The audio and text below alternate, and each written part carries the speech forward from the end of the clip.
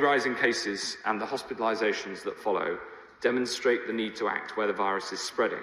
And you'll have seen, Mr. Speaker, that yesterday alone, 53,135 new cases were registered, the majority of which are believed to be the new variant. Unfortunately, this new variant is now spreading across most of England, and cases are doubling fast. It is therefore necessary to apply Tier 4 measures to a wider area, including the remaining parts of the South East, as well as large parts of the Midlands, the North West, the North East and the South West. And I've laid a comprehensive list in the Library of the House and published on gov.uk. Even in most areas not moving into Tier 4, cases are rising too, and it's therefore necessary to apply Tier 3 measures more broadly too, including in Liverpool and North Yorkshire. The rest of Yorkshire remains in Tier 3. These changes will take effect from 1 minute past midnight tomorrow morning. The new variant means that 3/4 of the population are now going to be in Tier 4, and almost all of the country in Tiers 3 and 4. And I know that Tiers 3 and 4 measures place a significant burden on people, and especially on businesses affected. But I'm afraid it's absolutely necessary because of the number of cases that we've seen. But where we're still able to give places greater freedoms, we will continue to do so. Is in the number of cases, the highest number of cases recorded yesterday, 53,000 cases. And so we are going to have to take further action. I'm going to set that out to the House of Commons later today. I don't want to preempt what I've got to say to the House of Commons, but I think everybody understands how important it is to take the action that's necessary to keep this virus under control. And, you know, throughout our strategy has been to suppress the virus until a vaccine can make us safe. And now we have not one but 2 vaccines that are ready to be deployed to make us safe. It makes it all the more important to suppress the vaccine whilst we get through the next few winter weeks until we can have enough people protected. Clearly, we want to protect education as much as possible. That's been part of our strategy, and throughout the autumn, I'm really pleased we managed to protect education all the way through. But the new variant does make it much easier for this disease to transmit.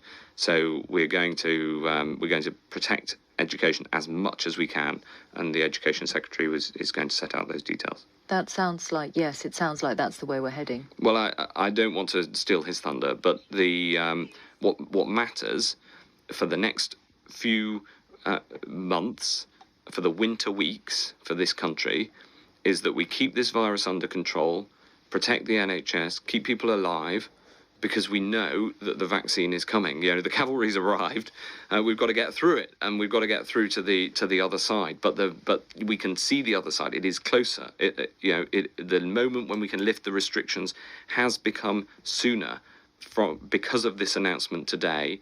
Both because we've got the new new vaccine approved from Oxford AstraZeneca, and because we can inject it into more people, because the immunity comes after the first dose, and it's a great result, very, very positive, but it doesn't take away from the challenge that we have in the here and now, where we've just got to hold on it.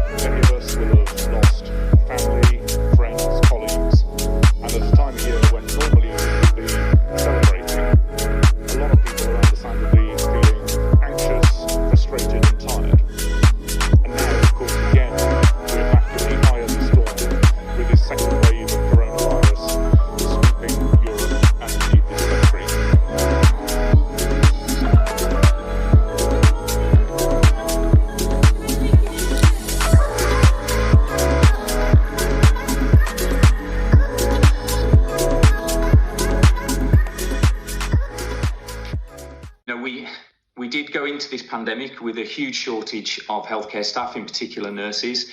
If you then add in the exhaustion, the tiredness, the sickness rates that are beginning to creep in, then there's,